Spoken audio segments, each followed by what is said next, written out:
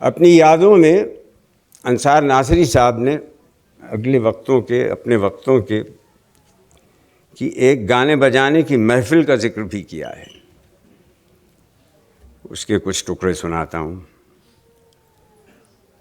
شام لال کا گھر دلہن کی طرح سجا ہوا تھا اور نشستوں کی ترتیب کچھ اس سلیقے کے ساتھ کی گئی تھی کہ معلوم ہوتا تھا کہ گھر بنا ہی مجرموں کے لیے ہے. سارا گھر مہمانوں سے بھر گیا. نوشابہ بھی آ گئیں، ان کے سازندے بھی آ گئے اور اپنے اپنے مقام پر جا کر بیٹھ گئے. نوشابہ دلی کی مشہور طوائفوں دونی چونی کے خاندان سے تھیں.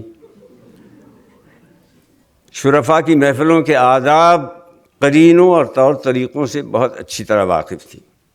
بڑے ٹھسے کی طوائف تھیں، شاعرہ بھی تھیں، حیا تخلص کرتی تھیں. موسیقی پر انہوں نے چند چھوٹے چھوٹے رسالے بھی لکھے تھے. خود بہت اچھا گاتی تھیں، رسیلی اور پاٹدار آواز تھی. شکل و صورت بھی خاصی گرم اور ڈیل ڈول بھی اچھا تھا. پرانے جانے پہچانے ٹھکانوں سے ایک مجرے کے 500 لیتی تھیں اور انعام اور اکرام الگ. یوں 1000 سے کم میں کہیں نہیں جاتی تھیں. ان مجروں کی ایک خصوصیت یہ ہوتی تھی کہ اس میں مہمانوں یا کسی اور کو بیل دینے کی اجازت نہیں ہوتی تھی. جو کچھ دینا ہوتا تھا صاحب خانہ خود ہی دیتے تھے. لیجے وہ پشواس پہن گھنگرو باندھ کس بن کر تیار ہو گئیں. سازندوں نے ساز ملائے، 2 سارنگیاں، ایک طبلہ، ایک مجیرے بجانے والا ہوتا تھا. بس کل یہی ساز ہوتے تھے. لمبا چوڑا آرکیسٹرا نہ ہوتا اور نہ کورس کی دھما چوکڑی. مائکروفون اور لاؤڈ سپیکر کا نام بھی کوئی نہ جانتا تھا. ہمیں بے چینی یہ کھائے جا رہی تھی کہ مجرا شروع کیوں نہیں ہو چکتا. سارے مہمان تو آ چکے، عورتیں بھی چلمنوں کے پیچھے بیٹھ چکیں. اب نوشابہ فیروزی رنگ کی جھل جھل کرتی پشواس پہنے، 16 سنگھار سے آراستہ، پرانی چال کے سبھی زیور، جھومر، گلوبند، چمپا کلی، نتھ، ہاتھوں میں کڑے پہنچیاں، چوہے دستیاں، انگلیوں میں انگوٹھیاں، انگوٹھے میں آرسی، بڑی لمبی سی چوٹی، چوٹی میں گوٹے کا ہڑوں والا موباف، پاؤں میں کچھ نہیں، صرف گھنگرو، آدھی پنڈلیوں تک ستلی کی ڈوری سے بندھے ہوئے، چھم چھم کرتی بیچ صحن میں آ کھڑی ہوئی. میں نے بھائی شاہد سے چپکے سے کہا، یہ سلام کیوں نہیں کرتی؟ بدتمیز معلوم ہوتی ہے. بھائی شاہد نے کہا، ابا تو آ رہے ہیں، پھر سلام کرے گی، وہی سلام لیں گے. میں نے کہا، مگر پھر تو مجرا شروع ہو جائے گا. وہ بولے، سلام ہی کو تو مجرا کہتے ہیں. لیجیے، ساری محفل ایک دم کھڑی ہو گئی. ڈپٹی صاحب ماموں بشیر تشریف لے آئے. صدر مجلس کو التزاماً دیر سے آنا پڑتا تھا تاکہ سب لوگ اپنی اپنی جگہ بیٹھ چکیں. اب سازندے سازوں پر کمانے اور پروں پر انگلیاں رکھے مستعد کھڑے تھے. نوشابہ ہاتھ باندھے کھڑی تھی. ماموں بشیر نے گردن کا ہلکا سا اشارہ کیا. وہ اتنا خفیف تھا کہ شاید ہی کسی نے دیکھا ہو، مگر نوشابہ نے فوراً بھانپ لیا. ایک دم بجلی سی دوڑ گئی. طبلے پر تھاپ پڑی، مردنگ کی طرح کھلے ہاتھ سے فرودست بجنے لگا. سارنگی پر درمیانی چال کی گت شروع ہو گئی. مجیرے والا طبلے والوں کے ساتھ اپنی پیتل کی چھوٹی چھوٹی کٹوریوں پر ٹن ٹن کر کے تال دینے لگا. نوشابہ نے چھوٹے چھوٹے قدم اٹھا کر گت بھرنی شروع کی. بازوؤں اور گردن کے ڈورے بھی پڑنے لگے. دیکھتے دیکھتے نوشابہ بھنبیری بن گئی.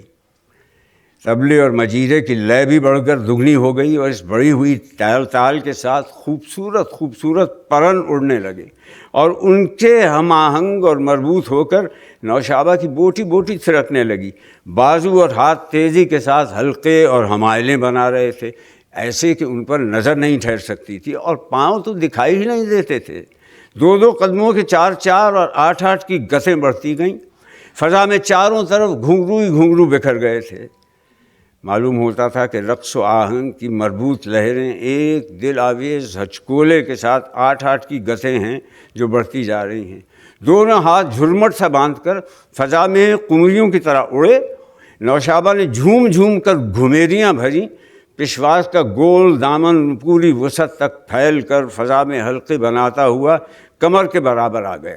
तबले वाले ने एक जन्नाटे के साथ परन बांधा जिसके तीये पर सम था, कृधत धागे से ठुन ठुन तीये तीये घेगे तीये घेगे धन धन क्रांधा क्रांधा क्रांधा आ सम आ गया, सारी महफिल अज खुद रफ्ता होकर झूम उठी। वाह वाह तहसीन व मरतबा का जो शोर बुलंद हुआ कि सम के साथ ही नौशाबा सदर मजलिस के रूबरू दौड़ी हुई सलाम कर रही थी। सदर मजलिस ने वाह कहा, नौशाबा फिर मुड़ी, फिर एक गत भरती हुई लौट कर आईं, फिर सम के साथ एक और सलाम, फिर इसी तरह एक और सलाम और 3 सलाम किए। फिर मुड़ कर नाचती हुई साजिंदों तक गई, वहाँ से ज़रा तिरछी हुई, दूसरी गत भरती हुई दालान वाले मेहमानों की तरफ रुख करके उन्हें भी इसी तरह एक के बाद दीगरे 3 सलाम किए। वाह वाह की सदाएँ बुलंद हुईं। हमारी तरफ समझदार सिर्फ भाई शाहिद है, वो खामोश रहे, सिर्फ मुस्कुरा दिए।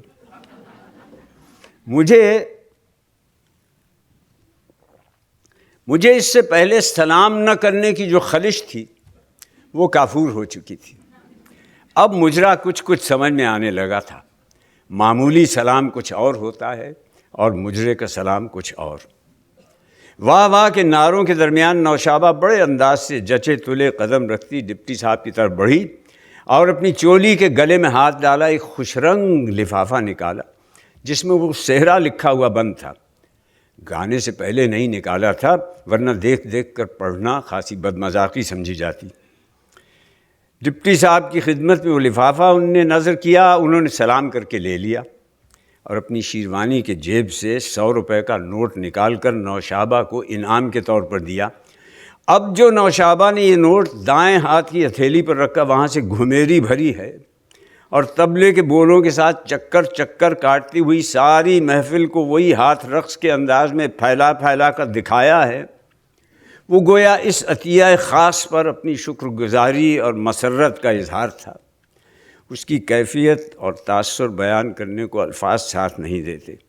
वो कुछ देखने दिखाने की चीज़ थी, लाख बयान करने पर भी पूरी तरह अदा नहीं की जा सकती।